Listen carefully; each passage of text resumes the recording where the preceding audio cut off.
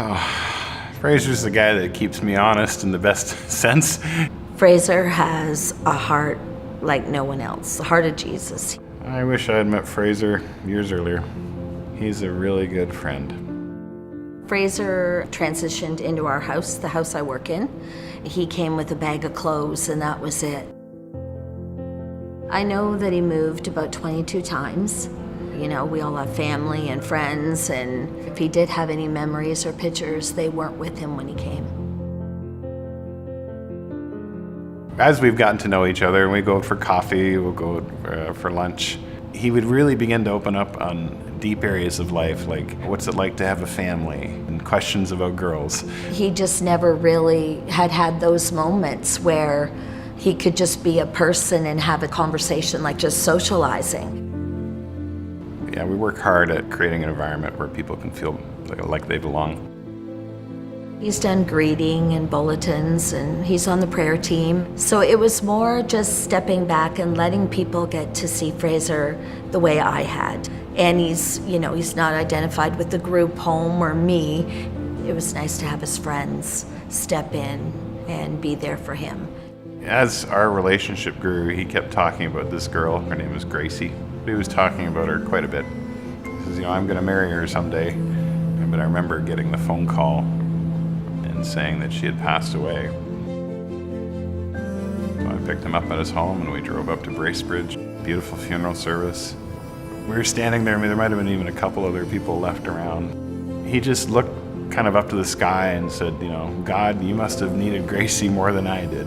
And you knew that I loved her and I wanted her to be my wife, but I know she's with you now. And that's okay if you need her.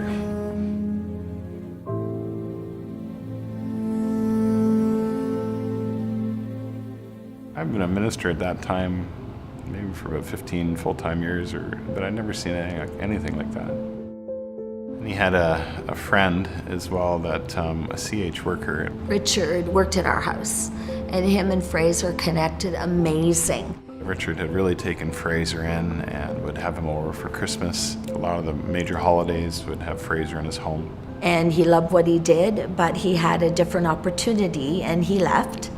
But he wanted to stay connected to Fraser. He'd bring that up over and over again. He wanted that security to know that this isn't a person that's left him forever, or he's not a person that's died.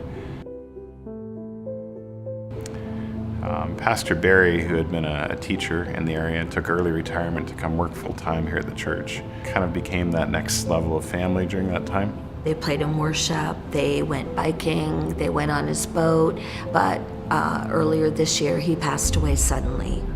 And it rocked all of us. He was probably one of my best friends and Fraser's hero. I've watched Fraser process the loss or the change in those relationships. We're a small community and there's tragedy, things happen. You learn to do life together in a community like this.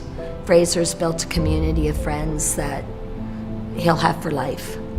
We see the intent of humanity when we relate to each other. It's doing life together, getting frustrated, having things work out, having failures, having everything in between, and just seeing the reactions to that and learning to love each other through that. Because I think that in that, it raises healthy people.